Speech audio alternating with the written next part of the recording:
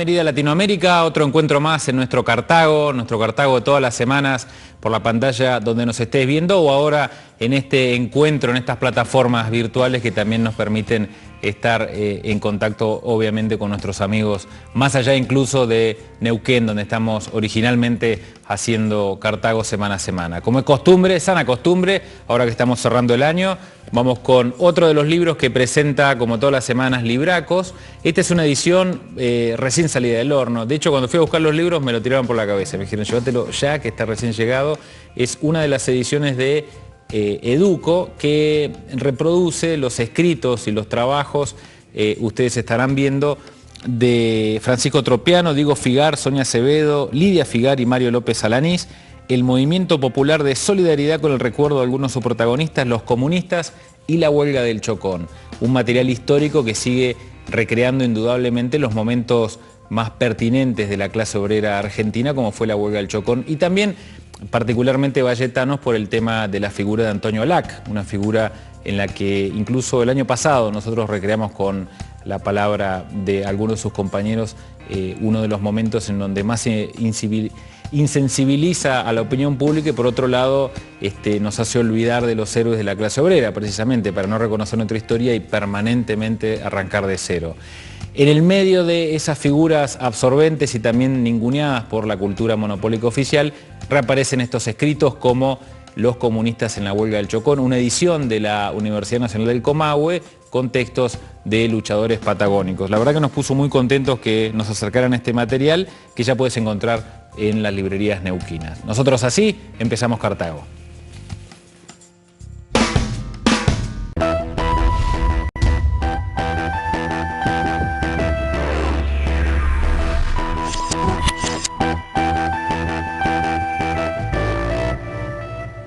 Un tema de rampante actualidad hoy en Cartago y que tiene que ver también con esto que estábamos en el principio del programa, hablando de la historia de los luchadores en Neuquén. Y fundamentalmente siempre el reconocimiento, el homenaje y en este caso el agradecimiento por cedernos parte de su tiempo y acompañarnos en momentos muy delicados porque en este preciso momento donde estamos recreando Cartago, junto a nuestros compañeros acá en TVC, se está desarrollando en Neuquén Capital una lucha sin cuartel y desigual frente a lo que tiene que ver con la posibilidad de la destrucción del sistema de salud público y los trabajadores también intentando sacar de la modorra a toda una población, pero también enfrentándose con lo que tienen a esta maquinaria que por ahora está utilizando estos intrincados rebetes legislativos para asegurarse lo que en algún punto sigue siendo negado, que es la privatización total del servicio de salud público. Así que lo invitamos a Baltasar Álvarez, te agradecemos mucho el tiempo y la posibilidad de hablar con nosotros. Contanos para Latinoamérica cómo llegamos a esta situación de deterioro, en este caso también este enfrentamiento con tantas aristas mediáticas frente a lo que es la lucha de los trabajadores de la salud pública en Neuquén. Bueno, la verdad, gracias por invitarlo. La verdad que esto no es nuevo, esto arranca ya por el 91, 92 hasta el 93, donde hay un quiebre, digamos, en cuanto a lo que venía el sistema público de salud y en cuanto se manejaba desde el punto de vista de la medicina privada. Toda esa época del gobierno de Scioli generó un clima muy grande dentro del sistema público de salud y todo lo que no se invirtió en el sistema público se invirtió en lo privado.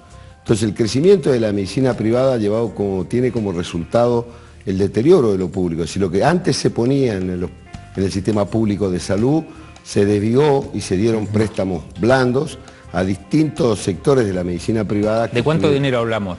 ¿Sabés más o menos? En ese momento se hablaba de 80 millones de pesos a determinadas clínicas como Schwerer, unos 70 al Policlínico de Neuquén, unos 60 a la Pasteur, después se armó el San Lucas, es decir, cómo ha ido creciendo desde el año 91 a esta altura la medicina privada con recursos del Estado, que los sacó del sistema público y los puso en otra dirección. Así que esto no es nuevo, digamos. En esos momentos era 1 a 1.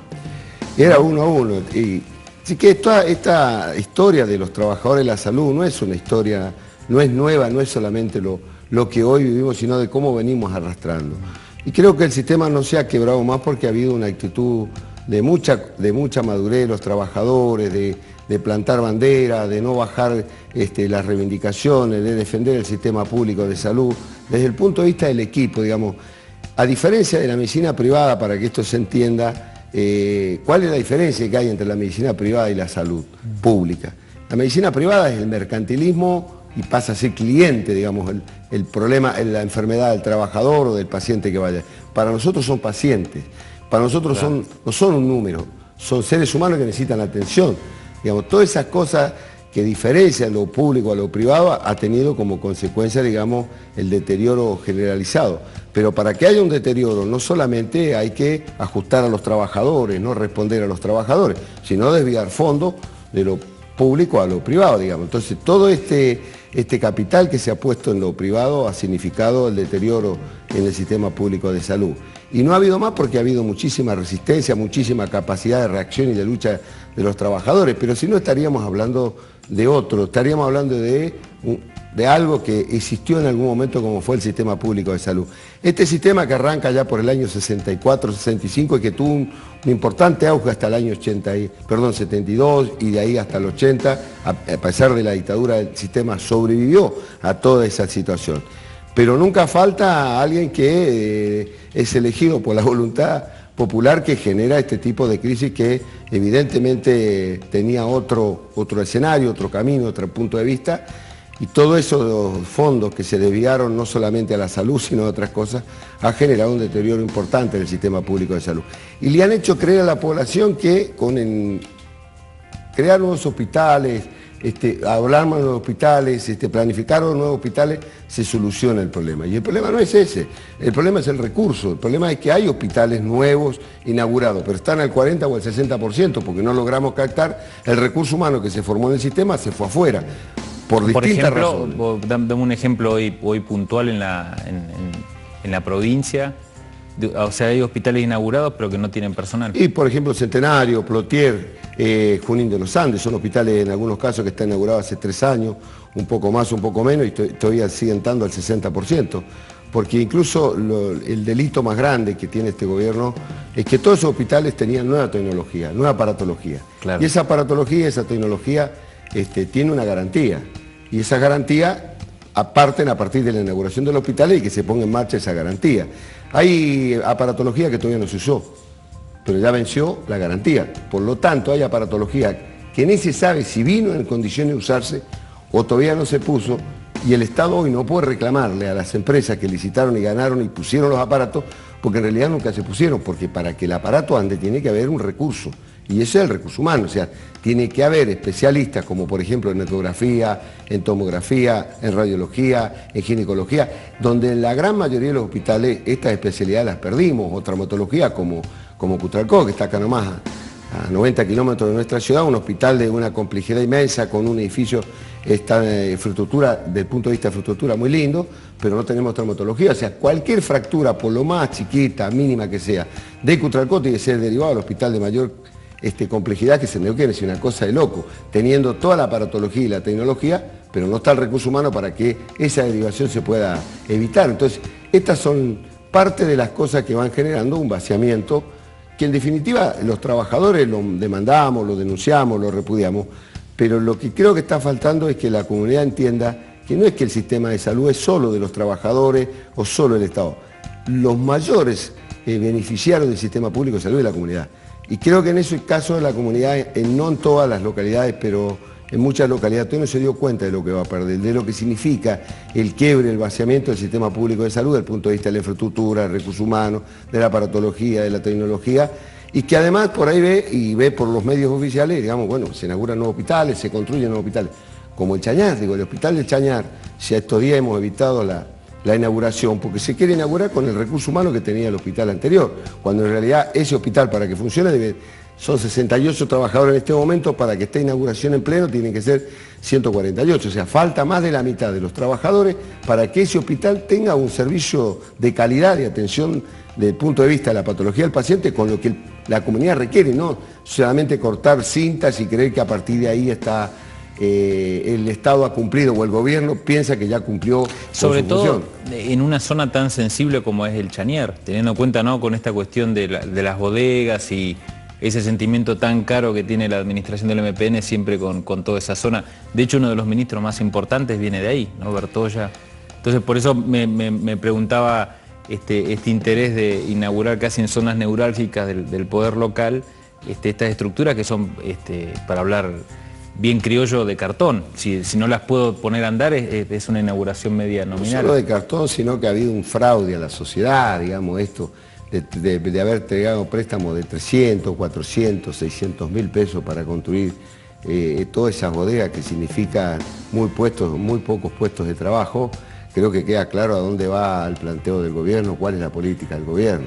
O sea, no es que nosotros somos necios o opositores por oponerlos o porque no entendemos cómo debe manejar en términos, digamos, de crecimiento de la provincia, de la infraestructura, simplemente sino que queda claro para dónde se apunta, digamos, el crecimiento poblacional no se tiene en cuenta y se tiene en cuenta a los grupos económicos vinculados al gobierno. Y esto creo que mucha gente lo sabe, lo que pasa es que una gran mayoría hace silencio, porque, digamos, todo el mundo es como una cadena, todo el mundo está enganchado, a todo el mundo le debe algo. Entonces hay un silencio en muchos medios importantes de comunicación. Entonces cuando uno dice estas cosas en algunos medios, sale la mitad de lo que uno dice. O sea, yo no estoy cuestionando solamente el vaciamiento público de salud, sino que estoy cuestionando la política. Digamos, este gobierno ha demostrado incapacidad política, no hay políticas públicas, ni de salud, ni de educación, ni de vivienda. Digo, hay más de 20.000 hermanos neuquinos que viven bajo 4 chapas. ¿De qué salud me estás hablando? Si la salud está vinculada a que el ciudadano pueda tener una casa adecuada, con agua potable, con luz, con gas, donde pueda tener una alimentación adecuada y no vivir como viven 20.000 neuquinos en el oeste. Entonces, acá lo de fondo lo que hay es un planteamiento en términos políticos, ideológicos, y no solamente si quiebra o no quiebra el sistema. El sistema de salud es una parte del debate, la discusión, pero en definitiva este modelo que ha excluido a muchísimos neuquinos, que no hay nuevos perfiles desde el punto de vista productivo de la provincia, creo que este partido que ha gobernado 50 años esta provincia y que pretende seguirlo gobernando, me parece que ahí está el problema. Ahí es donde hay que atacar, es ahí, hay que ir a la raíz, hay que ir al fondo, sin mezquindades, sin ningún tipo de titubeo, sino ir a fondo de cómo esta familia se ha enriquecido estando en el gobierno durante tantos años. Y creo que en estos tiempos lo que les interesa, más que gobernar por la educación, la salud, la seguridad y el bien social, están pensando en una gran represa que se llama Chigüido, donde creo que ahí va a terminar la familia Zapaz enriqueciéndose desde el punto de vista de sus economías personales o familiares, más que viendo el panorama de lo que los pasa a los neuquinos en general. Lo que pasa es que también, no quisiera ahondar en eso en esta parte del programa, pero es indudable que lo vamos a tocar. Hay una convivencia también muy fuerte con el Poder Nacional. Digamos, los representantes del proyecto país en Argentina terminan siendo los Zapag. Así como está Soria en Río Negro, digamos, está Zapag acá.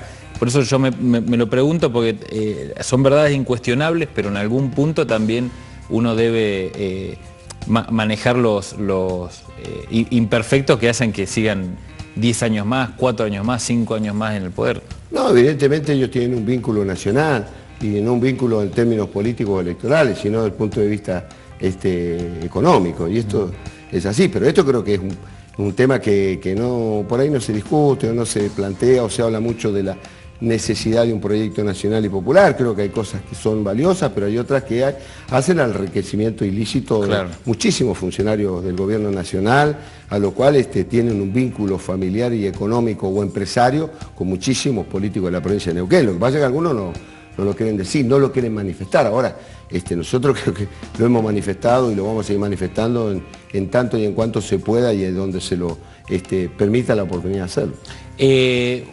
Vamos al otro bloque y hablamos de eso, un pequeño corte en Cartago y seguimos dialogando con Baltasar Álvarez sobre la salud pública en Neuquén.